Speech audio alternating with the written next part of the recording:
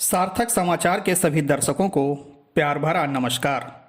साथियों, आज हम आपको पाठा के बीहड़ इतिहास के एक ऐसे डकैत की पुलिस से हुई मुठभेड़ की दास्तान सुनाने जा रहे हैं, जहां एक डकैत से मुठभेड़ के लिए 10, 20, 50 नहीं, पूरे 400 पुलिस के जवानों को मैदान में उतरना पड़ा था और उस डकैत से पुलिस की 52 घंटे तक लगातार मुठभेड़ चली थी।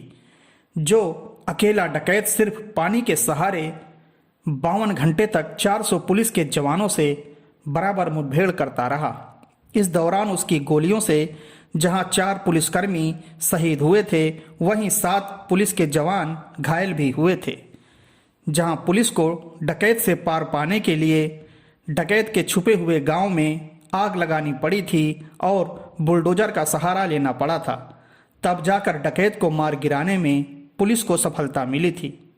यह डकैत था चित्रकूट का नान उर्फ घनश्याम केवट, जिसकी उत्तर प्रदेश के चित्रकूट जिले के जमौली गांव में पुलिस से ये डकैती इतिहास की सबसे लंबी मुठभेड़ हुई थी। डकैतों का जिक्र आते ही आप लोगों के जहन में अक्सर चंबल क्षेत्र का ही नाम आता होगा, क्योंकि यहाँ के डकैत काफ़ी मशहूर हुए थे। लेकिन उत्तर प्रदेश और मध्य प्रदेश की सीमा पर स्थित पाठा का बीहड़ भी डकैतों के लिए काफ़ी मुफीद माना जाता रहा है। यहाँ दस्यु सम्राट ददुआ का 3 दशकों तक एक छत्र राज चलता रहा था, जिसका आतंक यूपी, एमपी, राजस्थान तक फैला हुआ था। वहीं ददुआ गैंग के साथ उस समय में कई अन्य गैंग भी थे। इन्हीं में एक प्रमुख गैंग था डकैत उमर केवट का गैंग। घनश्याम केवट इसी गैंग का सदस्य था, जो बाद में उमर केवट के भतीजे शंकर केवट के साथ गैंग से अलग होकर शंकर केवट के गैंग के साथ ही रहने लगा और 2005 में पुलिस एनकाउंटर में शंकर केवट के मारे जाने के बाद गैंग का सरदार बन गया। घनश्याम केवट के बारे में कहा जाता है कि वो अपने गांव सुरवल में गांव के ही दबंग ब्रजभान सिंह द्वारा अपनी बहन की आबरू लूटी जाने के बाद पुलिस से इंसाफ न मिलने पर बदला लेने के लिए वर्ष 2003 में अपने सजाती उमर केवट के गिरोह में शामिल हो गया, जहां ये उमर केवट के भतीजे शंकर केवट के साथ रहने लगा।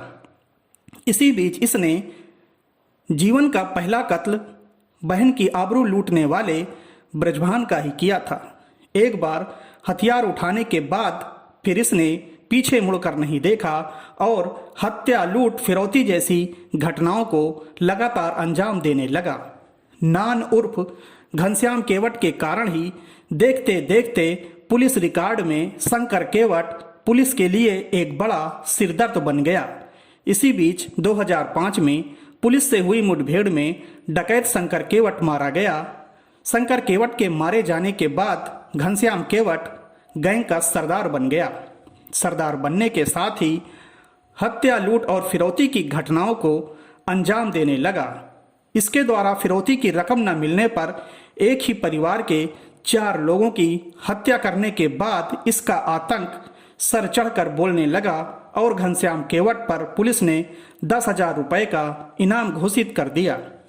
इसी बीच एक बार पुलिस से इसकी मुठभेड़ हो गई, जिसमें 2 पुलिसकर्मी शहीद हो गए और घनश्याम केवट बचकर निकल गया।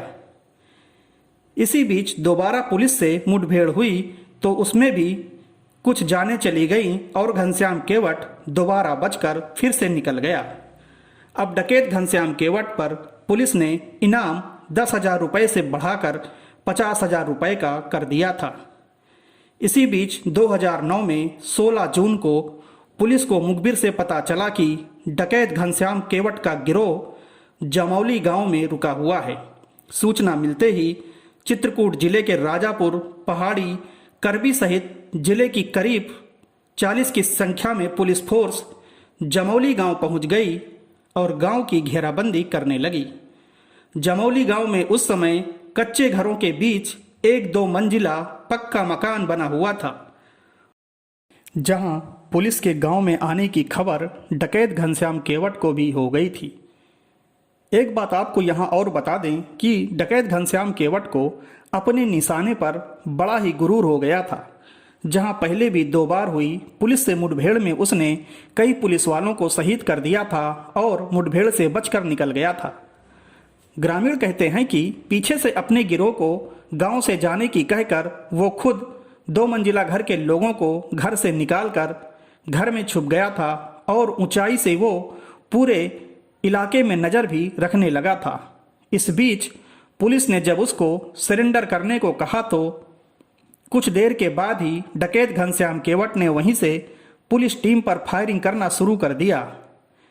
इसी बीच पुलिस ने भी जवाबी फायरिंग शुरू कर दिया। पुलिस और डकैत के बीच मुठभेड़ होते होते रात हो गई। डकैत के पास उस समय पीने के लिए सिर्फ पानी था, राइफल थी और सैकड़ों राउंड गोलियां बची थी। डकैत घनश्याम उर्फ नान केवट को एक फायदा यह भी मिल रहा था कि वो उस समय ऊंचाई पर था जहां से वो पुलिस वालों पर आसानी से निशाना लगा पा रहा था और पुलिस वालों को उसको निशाना बनाने में दिक्कतें आ रही थी। डकैत घनश्याम केवट इतना शातिर था कि दीवार की ओट से घूम घूम कर पुलिस टीम पर फायरिंग कर रहा था। मुठभेड़ के 20 घंटे गुजर जाने के बाद भी पुलिस उसकी ओर बढ़ने की हिम्मत नहीं जुटा पा रही थी, क्योंकि पुलिस टीम को लग रहा था कि डकैतों का पूरा गिरोह ही मुठभेड़ कर रहा है। इस बीच पुलिस उच्च अधिकारियों को पता चला कि घनश्याम केवट गिरोह से पुलिस की जमौली गांव में मुठभेड़ चल रही है और वो पुलिस के हाथ नहीं आ रहा है।